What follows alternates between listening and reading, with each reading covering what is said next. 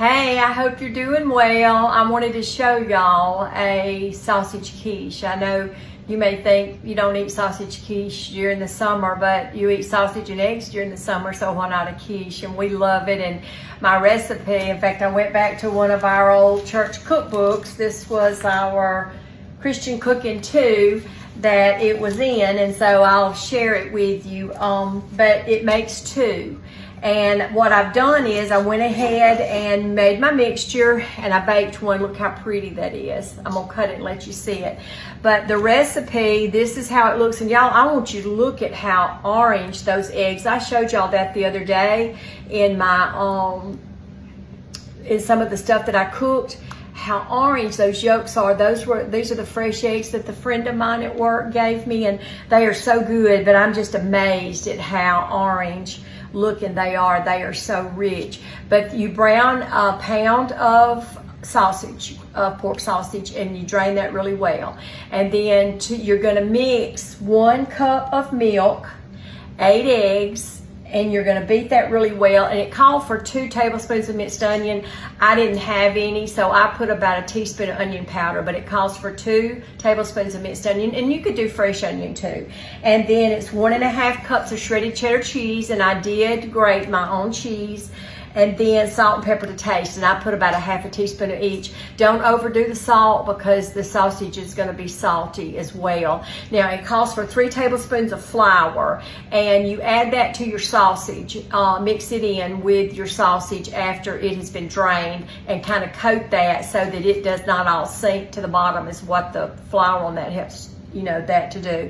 You've preheated your oven to 350, and so I measured it out so that I made sure that both of the quiche were about the same size, and it came out about to 2.5 cups that went into each pie shell. These are the deep dish, okay? You leave them frozen. I always puncture mine in the bottom, even though I'm putting the stuff in there, but you leave them frozen, and you're gonna cook them with the quiche, and you just get all of this in here. And then once your oven is preheated, you're gonna put it in the oven.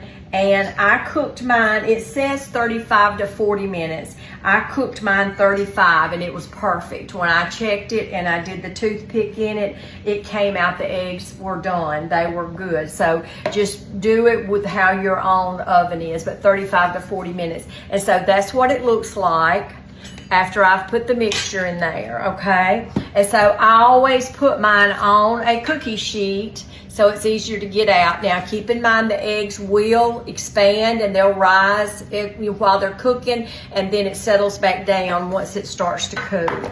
And so let me cut a slice and let y'all see. And y'all, these freeze really well. They freeze really well. I've done that before. So look how pretty that cuts out.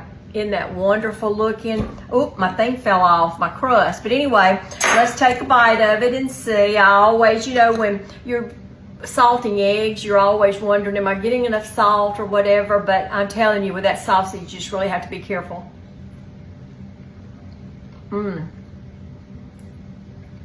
That's perfect. Now, let me show you what we're eating with it. We love, and I didn't get a spoon. Hold on just a minute. We love my potato soup year round. I know you might think the soup you only eat at the wintertime, but I did this video for you a couple of months ago. You can go back and find it. But my potato soup is so different. It has Velveeta in it.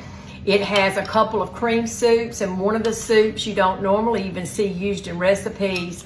And it has got heavy cream, and it is just so good. Look how great that looks. And so we are having our quiche with potato soup. Isn't that going to be good? And so I hope you'll give this quiche a try. If you're not in the mood for it this summer, put it on your list and make it for winter. Make it, go on and make them and bake them and freeze them and have them in your freezer just to pull out if you have company or anything like that, because they are so good and they're so easy. The hardest thing to do is just really frying that sausage and trying to get it drained and everything.